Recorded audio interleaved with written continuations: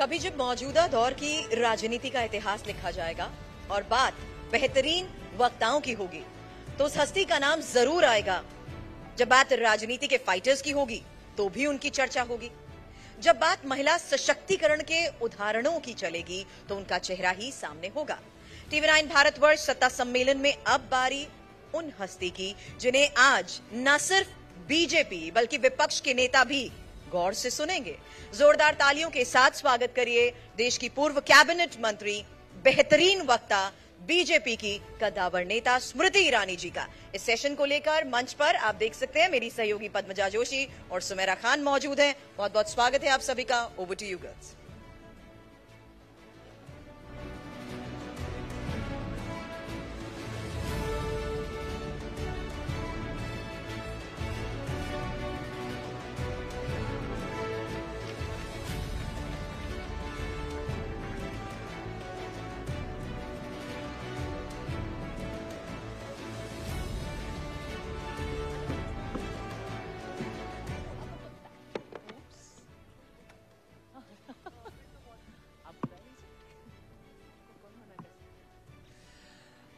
Thank you very much ma'am, यहाँ पर आने के लिए। You're quite the globe trotter these days. आपको हम देखते हैं डावोस में टॉकिंग अबाउट पॉलिसी, पर जो यहाँ का देश में जो आपको वोटर सुनता था, देश में जो लोग आपको देखते थे, एकदम मुखर आप आवाज तो ऐसे कह रहे हो जैसे भगवान को प्यारी हो गई देश में। भगवान ना करे, बट वो सोच रहे हैं कि आजकल स्मृति जी थोड़ी टोन डाउन हो गई है। क्या बिल्कुल क्या कर रही हैं आजकल? आपका शीर्षक है कार्यक्रम का व्हाट इंडिया थिंक्स टुडे, और मेरा कार्य है कि अब मैं इंश्योर करूं कि what India thinks today the world does tomorrow. तो इसीलिए मेरा सौभाग्य है कि 2 दशक मैंने अपने संगठन को और 10 साल मैंने अपनी सरकार को एक कैबिनेट मंत्री के रूप में सेवा दी। अपने राष्ट्र में थोड़ा बहुत योगदान देने का मैंने प्रयास किया, लेकिन एक मीडिया के शो के हिस्से में मैंने कहा था देश में कि रिश्तों के भी रूप बदलते हैं। तो नए, क्योंकि सांचे में ढलते हैं, तो एक नया सांचा है जिसमें ढला है, लेकिन मिट्टी वही है, खुशबू वही है, संकल्प वही है। चाहे देश में हो या विदेश में, परचम भारत का लहराना चाहिए, ये मेरा संकल्प है। मैम, आपने जो अलायंस फॉर ग्लोबल गुड, जिसके चेयर अब भारत है, और ये हम सबको जानना चाहिए, क्योंकि कई बार हम इतने अपने जो डेली ग्राइंड ऑफ पॉलिटिक्स में उलझ करके रह जाते हैं। अभी ऐसे कई हाई टेबल्स हैं, ग्लोबल हाई टेबल्स, जिसपे भारत आसीन है, जिसको चेयर कर रहा है भारत, और अलायंस ऑफ ग्लोबल गुड उनमें से एक है। पर हार्डकोर पॉलिटिक्स जिसको कहते हैं ना, बिल्कुल आपने जा करके चुनाव लड़ा, जायंट किलर, और वहां से आपने जो लीप किया है पॉलिसी में, क्या लेसन्स आप पॉलिटिक्स से पॉलिसी में ले गई हैं, और क्या अब यही दिशा आपकी रहेगी, पॉलिसी मेकिंग, ग्लोबल प्लेटफॉर्म? बहुत कम लोग ये नसीब लेकर आते हैं कि वो ग्रास रूट एक्टिविज्म करें, सोशल एक्टिविज्म करें और पॉलिटिकली प्रैग्मेटिक रहें, पॉलिटिकली भी प्रखर रहें। उनमें से भी कम लोगों को ये मौका मिलता है कि अपने देश में, अपने ज़िले में, और ज़िले के साथ साथ ब्लॉक या गांव हो, वहाँ पर भी काम करें, सेवा दें। और अंतर्राष्ट्रीय, जैसे कि आपने कहा, कुछ ऐसे मसले अथवा कुछ ऐसे विभाग या कुछ ऐसे संगठन जहाँ पर न सिर्फ देश की बल्कि वैश्विक संकल्पों की वो जगह होती है, वहाँ पर हिंदुस्तान को एक अपनी जगह मिले। मेरा ये एक उद्देश्य था जीवन का कि हम कब तक टेबल में सिर्फ एक मेंबर के नाते बैठेंगे। एक कल्पना ये थी कि हम क्यों ना अपना एक टेबल बनाएं जिसके मुखिया हम हों, जो अलायंस फॉर ग्लोबल गुड है। और ये वर्ल्ड इकोनॉमिक फोरम में मैंने इसकी शुरुआत की। विश्व भर के 10,000 सबसे जो टॉप विख्यात कंपनीज हैं वो इसमें आए, विश्व भर के जो टॉप पॉलिसी मेकर्स हैं, थॉट लीडर्स हैं, वो इसमें आए। तो चाहे वो आपका मास्टर कार्ड जैसा एक संगठन हो, चाहे B20 में आज हम को चेयर कर रहे हैं साउथ अफ्रीका में, और उसमें हमें डिजिटल ट्रांसफॉर्मेशन में सहभागिता देने का मौका मिल रहा है। हिंदुस्तान में जिस प्रकार से महिला और आर्थिक विषयों पर उद्योग की दृष्टि से हम महिला को सशक्त करने का प्रयास कर रहे हैं, वही टेम्पलेट अब कॉमनवेल्थ सेक्रेटेरिएट में हम 56 राष्ट्रों में हिंदुस्तान का टेम्पलेट लेकर जाने वाले हैं। साथ ही साथ इंडोनेशिया के राष्ट्रपति उनकी उदारता है कि मेरे कार्यकाल में प्रधानमंत्री जी के नेतृत्व में महिला और बाल कल्याण के जितने मैंने कार्य किए अथवा टेक्सटाइल्स में मेरे जितने कार्य हुए, तो प्रधानमंत्री जी से प्रेरित हो कई ऐसे कार्यक्रम वो अपने राष्ट्र में करना चाहते हैं। और मुझे लगता है कि भारत का लोहा इसलिए भी अब माना जाता है जब आपके देश की पॉलिसी कोई और देश उसे अपनाना चाहे, क्योंकि वो आपके देश में गरीब से गरीब व्यक्ति पर उसकी छाप छूटते दिखता है। तो मेरे लिए एक हिंदुस्तानी होने के नाते इस बात का गौरव जरूर है कि मैं ऐसे अंतर्राष्ट्रीय खेमों में अथवा ऐसे अंतर्राष्ट्रीय मंचों पर, चाहे वर्ल्ड बैंक हो चाहे यूनाइटेड नेशंस हो, वहाँ सिर्फ एक महज आवाज नहीं बल्कि एक डिसाइसिव फैक्टर बन के हम वहाँ पर काम कर रहे हैं। लेकिन भारत में भी वो काम जारी रहे, ये मेरा एक कहीं ना कहीं एक एफर्ट रहता है, एक कोशिश रहती है। तो इस साल भारत में 300 जो सबसे पॉपुलस हमारे शहर हैं, जहाँ पर महिला उद्यमी जो मात्र 25 लाख कमाती है, प्रधानमंत्री जी ने एक नारा दिया लखपति दीदी का।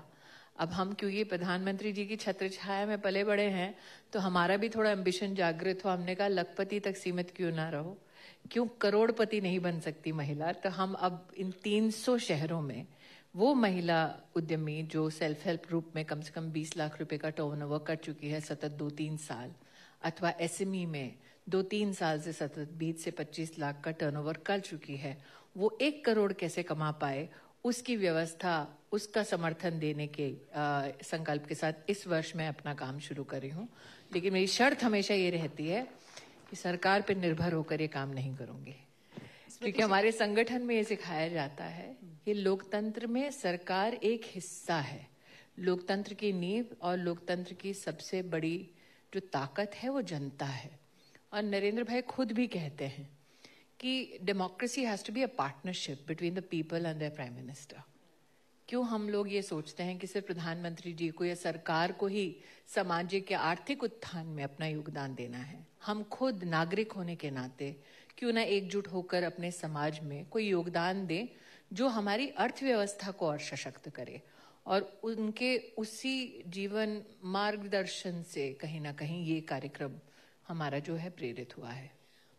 आपने बताया ये सब मुद्दे आपने रखे अंतर्राष्ट्रीय मंच पर, लेकिन एक और बहुत अहम मुद्दा आपने वहां रखा था तब जब आप पिछली बार भी गए थे, और वो था कि हमने कैसे ताकत दी है महिलाओं को, भारत में रिप्रेजेंटेशन दिया है, पॉलिटिकल रिप्रेजेंटेशन, ग्राम पंचायत से लेकर संसद तक जी।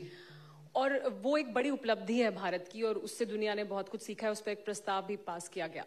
लेकिन भारत में अभी भी राजनीतिक दलों के भीतर महिलाओं को अपने हिस्से के लिए लड़ना पड़ता है, या शायद लड़ने भर की भी महिलाएं हर दल में मौजूद नहीं है। तो वो रिप्रेजेंटेशन अभी भी देश में राजनीतिक दलों के बीच राजनीति में नहीं मिला है महिलाओं को। मैं चूंकि इन्होंने मेरे अंतर्राष्ट्रीय भ्रमण का वर्णन किया है, एक चीज को सबके सामने प्रस्तुत करना चाहूंगी। हम अपने देश की उपलब्धियों को कम गिनाते हैं, देश की चुनौतियों को विदेश जाके ज्यादा गिनाते हैं, और स्पेशली उन मंचों पर जहां सरकार के प्रतिनिधि ना होकर समाज के नेता एकत्रित होते हैं। भारत की छवि जो हमें लगता है और जो बाहर है उसमें एक थोड़ा सा अंतर है। मैं आज बड़े गौरव के साथ कहती हूं कि हमारे देश की supreme commander of arm forces एक महिला है, द्रौपदी मुर्मू जी।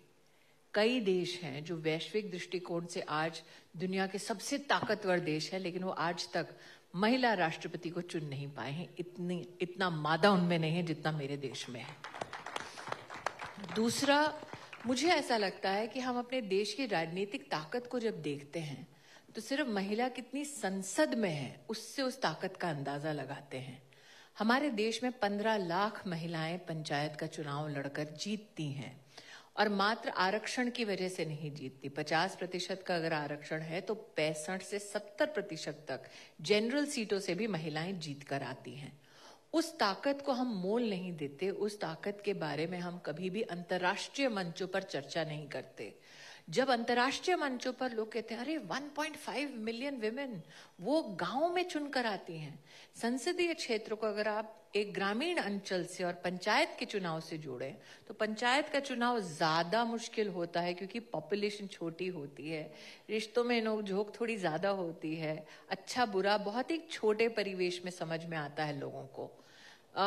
इंटरनेशनली अगर आप देखें तो ऐसी व्यवस्था जहां पर हर जगह पर महिलाएं अपनी जगह बना रही हैं, तो मेरा ये प्रयास रहता है कि वहां पर हम इन मुद्दों को रखें। जहां तक हमारे देश की बात है, मेरा ये गौरव है कि मैं उस पार्टी की कार्यकर्ता हूं जहां पर हमारी पार्टी के अंदर का आरक्षण सुनिश्चित तब हुआ महिला के लिए, 33% आरक्षण संगठन में, जब राजनाथ जी हमारे अध्यक्ष थे। तो जब एक पुरुष अध्यक्ष थे उन्होंने महिलाओं के लिए संगठन में आरक्षण दिया। ये बात और है कि जिस संगठन में महिला अध्यक्षा है उसमें महिलाओं को आरक्षण नहीं है।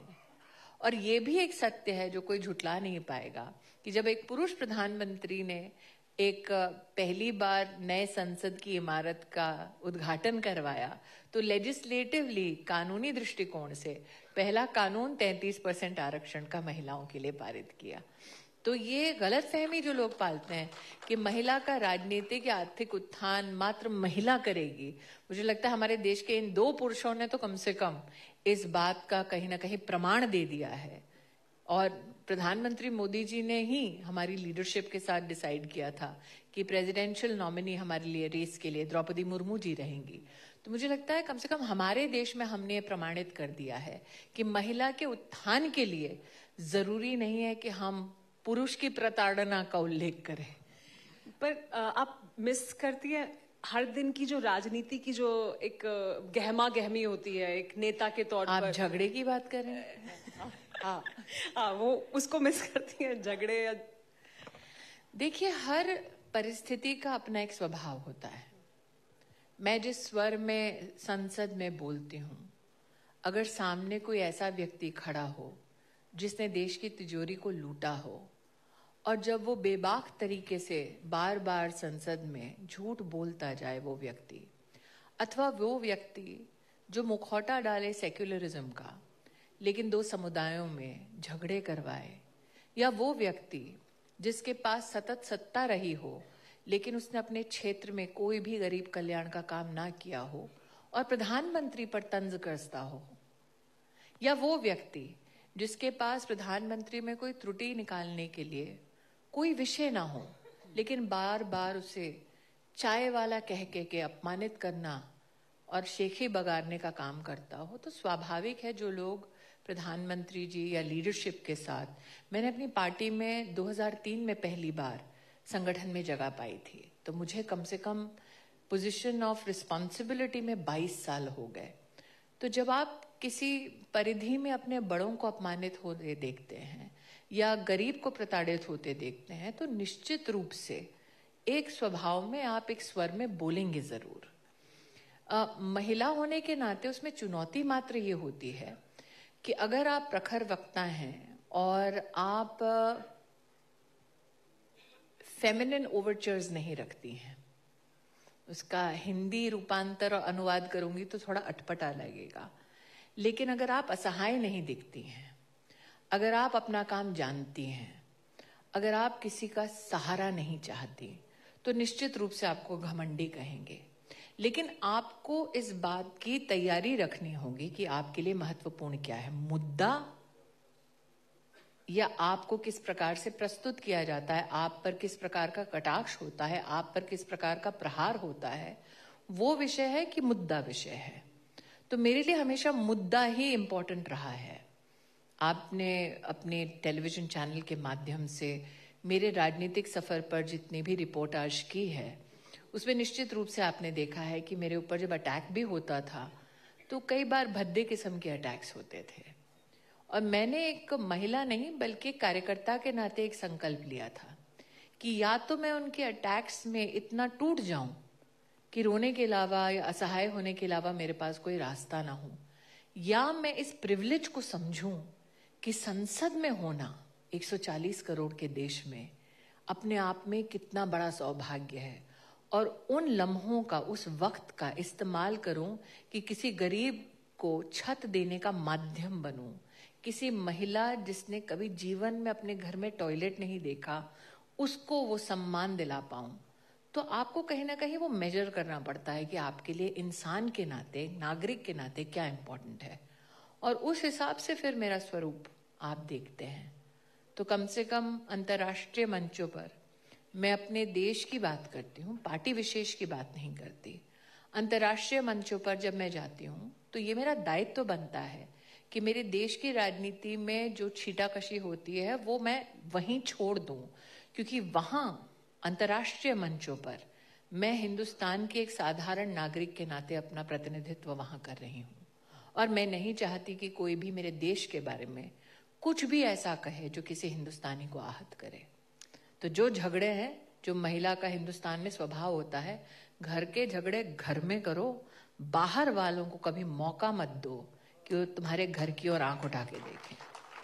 आपने बात की जिस तरीके की आप पे अटैक्स हुए थे, और बहुत पर्सनल भी अभी भी होते हैं ऐसा।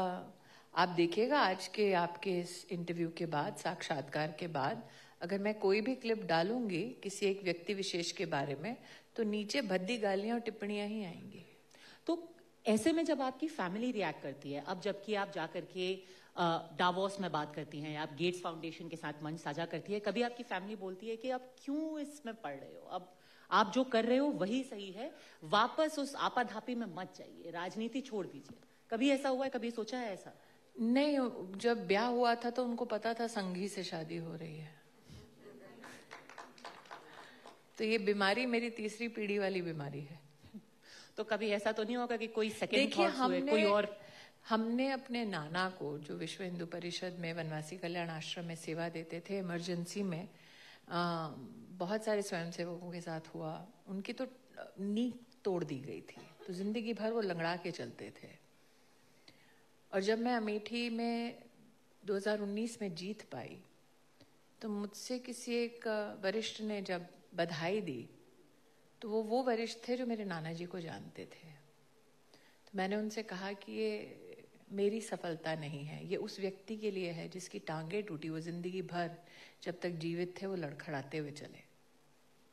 तो मेरे लिए मेरी राजनीति कोई शौक का विषय नहीं है। राष्ट्र के प्रति मेरी सेवा या मेरा भाव कोई पॉलिटिकल स्टंट या कोई पॉलिटिकल बिलीफ नहीं है। कई लोग मीडिया से पॉलिटिक्स में तब आते हैं जब उनका करियर ऑलमोस्ट ढलान पर होता है। मैं मीडिया के शिखर पर जब पहली बार पार्लियामेंट में सेवा देने का मौका मिला तो मैंने अपना प्रॉमिसिंग अच्छा खासा करियर तब छोड़ दिया था, क्योंकि मुझे पता था कि मैं अगर पार्लियामेंट में अपनी पार्टी की प्रतिनिधि बन के आ रही हूँ तो मुझे 24 घंटा चाहिए जो मैं पूरा का पूरा अपने प्रदेश को दूं, अपने देश को दूं। मेरा ये मानना है कि मेरे परिवार को मेरा ये स्वभाव पता है, और जब स्वभाव में ही कई लोगों ने कटाक्ष किया, एक आपका चैनल नहीं है फिर भी माफी चाहती हूँ पंडित जी, बोल रही हूँ, एक बहुत ही आपको तो पता होगा वरिष्ठ पत्रकार रहे थे कमलेश सिंह, तो 4 जून के बाद उन्होंने एक पॉडकास्ट किया जिसमें मुझ पे कटाक्ष किया था कि अमेठी में कुछ ज्यादा ही काम कर दिया, हर जगह गई, गटर साफ किया, हर गांव में गई, हर घर को जोड़ने का प्रयास किया। ऐसा थोड़ी ना पॉलिटिशियन करता है। और उस एक पॉडकास्ट ने मेरे देखने का नजरिया बदल दिया। मुझे तब एहसास हुआ कि 20 साल मैंने राजनीति नहीं की थी, क्योंकि अगर नेता होती तो मुझे वाकई में चिंता होती कि अगला चुनाव कहाँ से लड़ूंगी। अगर नेता होती तो कहती सेफ सीट दो, अमेठी तो सब हारते हैं। अगर नेता होती तो कहती कि भाई फीता कहाँ काट सकते हैं ये बताओ, सोशल मीडिया की आर्मी कैसे ला सकते हैं ये बताओ, फोटो अच्छा कैसे खींच सकते हैं ये बताओ। और ये मेरे बाएं हाथ का खेल था क्योंकि मैं स्वयं मीडिया से थी। सोशल वर्क में लग गई, राष्ट्र के प्रति उस भावना के साथ काम में लग गए कि भाई एजुकेशन पॉलिसी 3 दशक से बदली नहीं गई है, उसको बदला जाए। जेंडर में अगर आप देखें तो आंगनवाड़ी का सिस्टम 1970 से चला आ रहा है। प्रधानमंत्री जी की इच्छा थी कि उसमें हम टेक्नोलॉजी लाएं। तो जो आप महीन काम करने लगते हैं ना, थोड़ा थोड़ा थोड़ा जोड़ के, तो उस पॉडकास्ट के बाद, और मैंने कमलेश जी को फोन किया और धन्यवाद दिया तो वो डर गए, उनको लगा कि मैंने झगड़ा करने के लिए फोन किया है। मैंने कहा मेरे जीवन में पहली बार एक पत्रकार ने कहा कि बाहर सब छोड़ो, खुद ने कैसे काम किया है उसको देखो। और मुझे तब रियलाइज हुआ कि मैं पॉलिटिशियन कम रही और समाज सेवक ज्यादा रही। आप पॉलिटिशियन बन गई हैं आप? मैं नहीं, मुझे नहीं लगता, वो कहते हैं ना कि पूंछ टेढ़ी की टेढ़ी रहती है, तो मुझे नहीं लगता कि मैं कभी भी अपने देश के साथ सौदा कर पाऊंगी, अपने समाज के साथ सौदा कर पाऊंगी। मैं आई ही इसीलिए थी राजनीति में, और आज भी राजनीति में इसीलिए हूँ।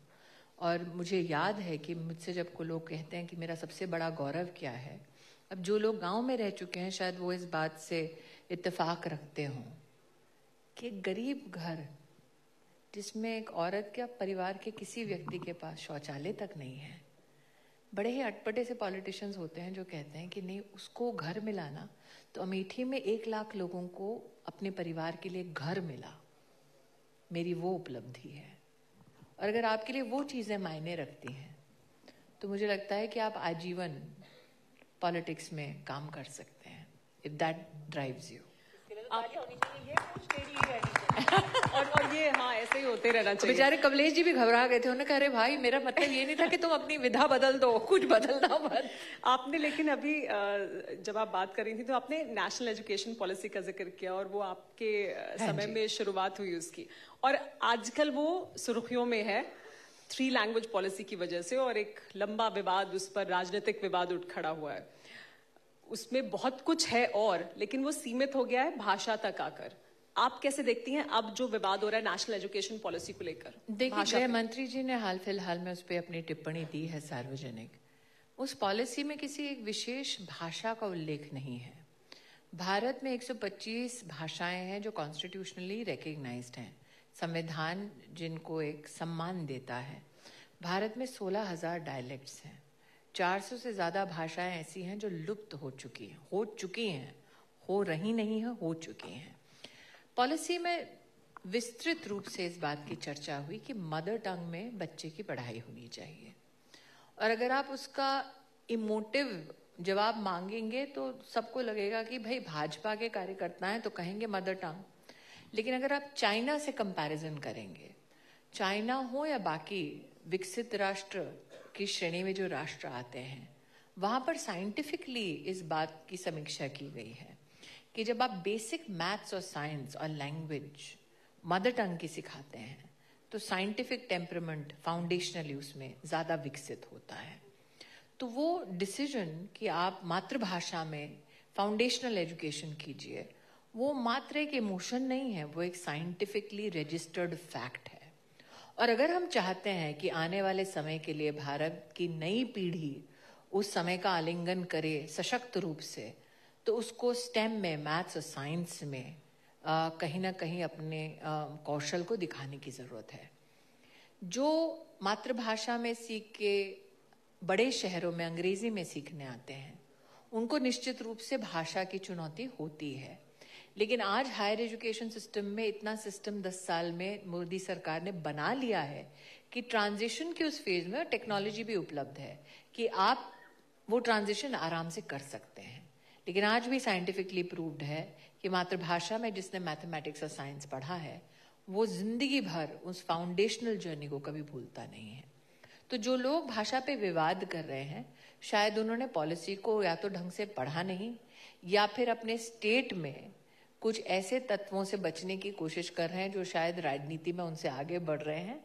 तो स्टेट में पैशंस कैसे इग्नाइट किया जाए, तो मुझे लगता है उस इंस्ट्रूमेंट का इस्तेमाल हो रहा है।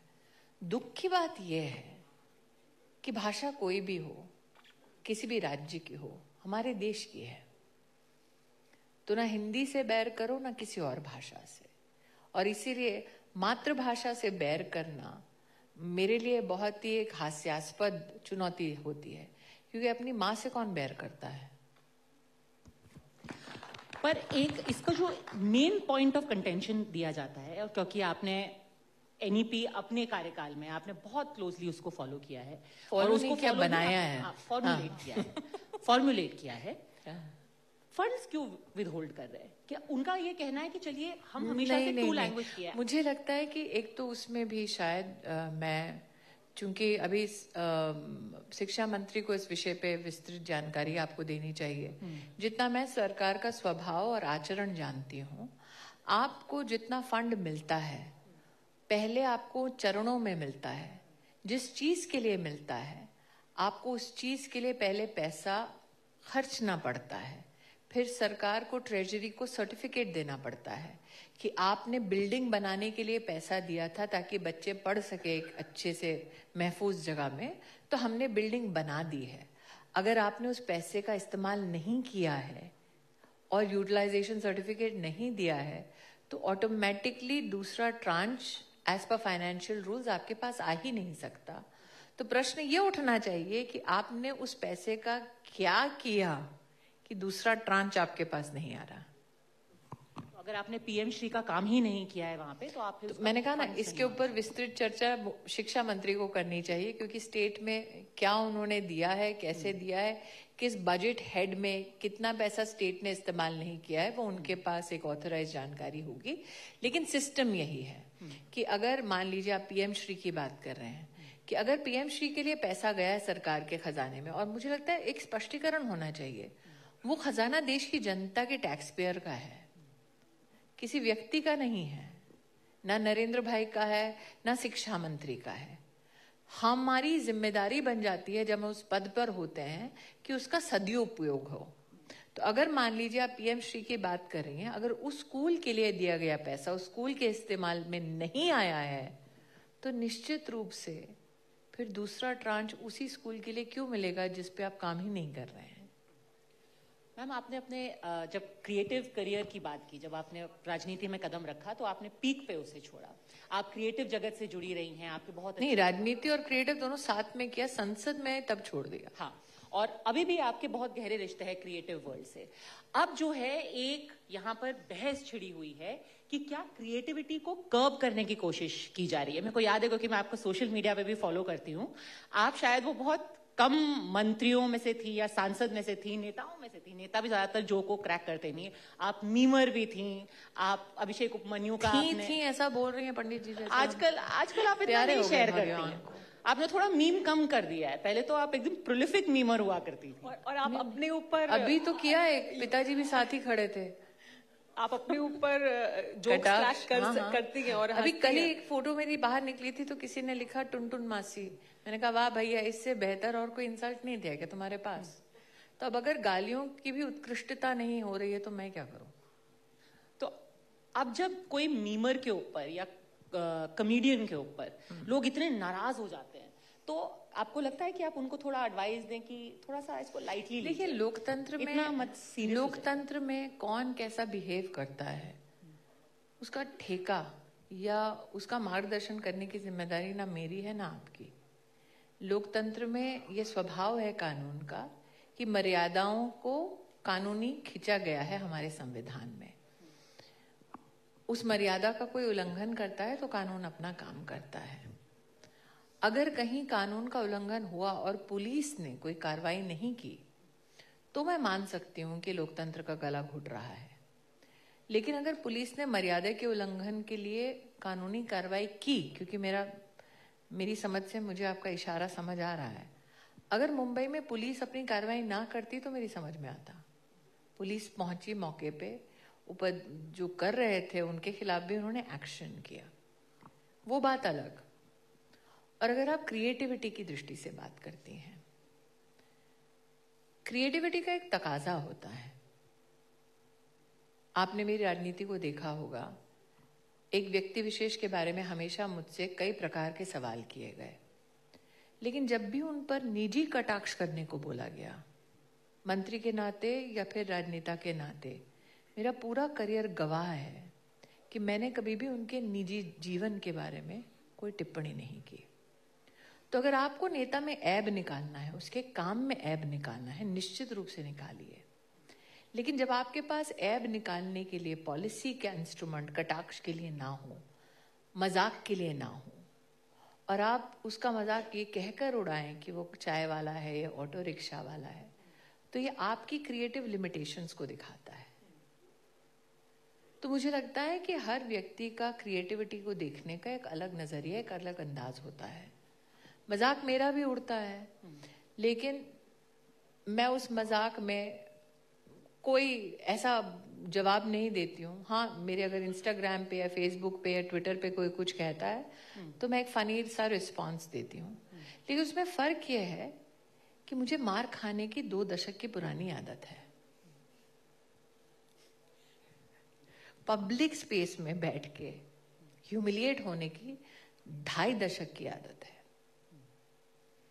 तो क्या मेरी आदत बुरी है या जो करते हैं करने के लिए उनकी आदत बुरी है? ये सवाल का जवाब सिर्फ दर्शक या फिर लोकतंत्र में नागरिक ही दे पाएंगे। स्मृति जी, लेकिन ये आप, क्योंकि इस बारे में हम कई बार अभी बात हुई है, तो actually I would want to know from you कि ये क्यों होता है? आपको लगता है कि ज्यादा अग्रेसिव होते हैं लोग महिला को एक स्ट्रॉन्ग रोल में देख के या एक स्ट्रॉन्ग पोजीशन में देख के, जब वो अपनी बात को मजबूती से रखती है तो उस वजह से ज्यादा अटैक होता है? या सभी नेताओं पर आपको लगता है बराबर होता है या एक्स्ट्रा है, नहीं, ज्यादा है? हमारे यहाँ क्यों है? मेरा जितना अनुभव है, मैंने कभी भी, और 1-2 सीनियर्स यहाँ पे इस बात के साक्षी हैं, किसी पत्रकार को घर पे खाना खाने के लिए नहीं बुलाया। नहीं बुलाया कि भाई मेरी ये खबर छाप दो, कैसी है, नहीं किया। मैंने कभी भी, अगर किसी एडिटर ने मेरे बारे में, तो एक हेडलाइन आ गई थी एंटी नेशनल, और मैं उस एडिटर को भी जानती थी, संपादक को भी जानती थी और अखबार के मालिक को भी जानती थी, लेकिन मैंने कभी फोन नहीं किया। तो ये भी हमारी राजनीति में होता है, विशेषतः दिल्ली में, कि आप ऑपोजिशन के साथ फ्रेंडली फायर करो और फिर शाम को उसके साथ खाने पे जाओ। वो फितरत मेरी है नहीं। फिर कई बार मंत्री के नाते कुछ लोगों ने, जो एकेडमिक वर्ल्ड से हैं, 1-2 वाक्य तो मैं अभी सुना देती हूँ। जब मैं HRD मंत्री थी और पंडित जी बैठे हैं, तो एक सज्जन आए, उन्होंने कहा, अरे एक फला जर्नलिस्ट ने कहा आप अनपढ़ हैं। मैंने कहा अच्छा जी भाई साहब, और मैं मंत्री थी तब। तो उन्होंने कहा ऐसा कीजिए, मेरी यूनिवर्सिटी में आ जाइए, मेरे साथ खड़े होइए, फोटो खींचिए, उनकी यूनिवर्सिटी पुणे में है, आपको इसके बाद कोई अनपढ़ नहीं कहेगा। आप सोचिए, आप मंत्री हैं, आपसे कोई इनविटेशन देने के लिए आया है जो आपसे कभी जीवन में मिला नहीं, लेकिन उसको सरल लगता है आपको मुंह पे अनपढ़ बोलना। क्यों? क्योंकि उसने किसी पत्रकार से सुना था। तो मैंने कहा भाई साहब, तो आपका रिस्पांस, आप तो सोचेंगे स्मृति ईरानी अभी तलवार निकाल के, डंडा निकाल के सर पे चला देगी उसके। तो मैंने बड़ी सरलता से कहा, मैंने कहा भाई साहब, जिस दिन मुझे इस बात का एहसास हुआ कि अब मुझे अनपढ़ नहीं कहलवाना है अपने आप को, मैं निश्चित आपकी यूनिवर्सिटी आऊंगी। लेकिन अगर मैंने कोई और रिएक्शन दिया होता, जो मैंने एक और सज्जन को दिया, एक IIT के डायरेक्टर थे, उन्होंने कानून का उल्लंघन किया, कहीं कैंपस खोला टैक्स पेयर के पैसे से और थोड़ी धांधलेबाजी की। तो मैंने, जब फाइल मेरे पास आई, तो अफसर ने कहा कि मैम ये कानून का उल्लंघन है, इस पे एक्शन होना चाहिए। मैंने कहा जो नियम अनुसार एक्शन है आप लीजिए। तो वो सज्जन आए किसी व्यक्ति को लेके, और जिस व्यक्ति के साथ आए थे उस व्यक्ति को अंदाजा नहीं था कि सज्जन आए क्यों हैं। उनको लगा जो व्यक्ति मिलने आया, मैं क्योंकि व्यक्ति का नाम नहीं बोल सकती, तो उन्होंने कहा मेरे खिलाफ एक्शन मत लीजिएगा। तो मैंने कहा देखिए जो नियम है वो तो पालन होगा। तो ये सज्जन बाहर गए, इन्होंने एक बड़े नेता को फोन किया और बोला बड़ी घमंडी है, आपने भेजा और ये मेरे से तमीज से बात नहीं करती। मैंने कहा थोड़ी सी मदद कर दीजिए। तो नेता ने कहा अरे बाप रे क्या हो गया, स्मृति ने कुछ बोल दिया? हाँ हाँ बहुत घमंडी है, और मुझे तो धमका दिया कि मुझे ये अपने ऑफिस के जो खिड़की है उससे बाहर फेंक देगी। अच्छा मेरा ऑफिस था 3रे माले पे। तो इस सज्जन ने ये तमाशा किया, तो मुझे फोन आया, आपने ऐसे बोल दिया। मैंने कहा भाई साहब आपके पास आपका असिस्टेंट है, उसको मेरे ऑफिस भेजिए। ऑफिस में लड़का आया, क्या दीदी क्यों बुलाया? मैंने कहा हमारा ऑफिस ध्यान से देखो। तो उसने देखा, हम कहा फोटो खींचो और जाओ। 1 सप्ताह बाद मैंने उस डायरेक्टर को वापस बुलाया और उस लड़के को वापस बुलाया।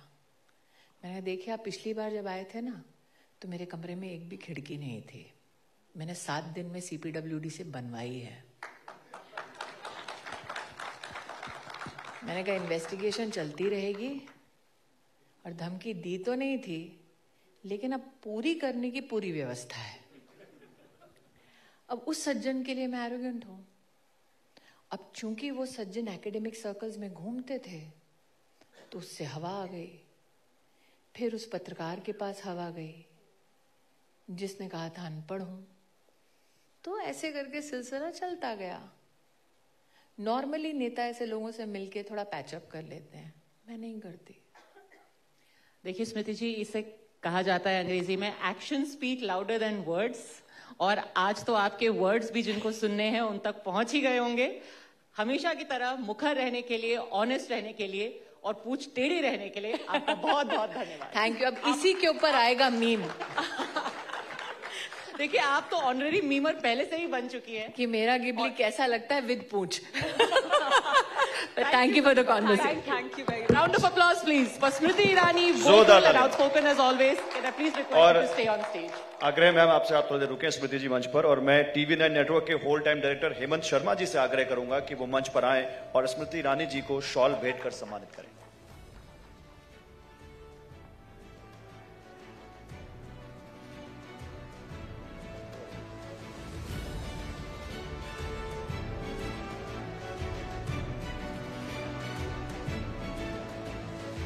एक बार तालियां हो जाएं।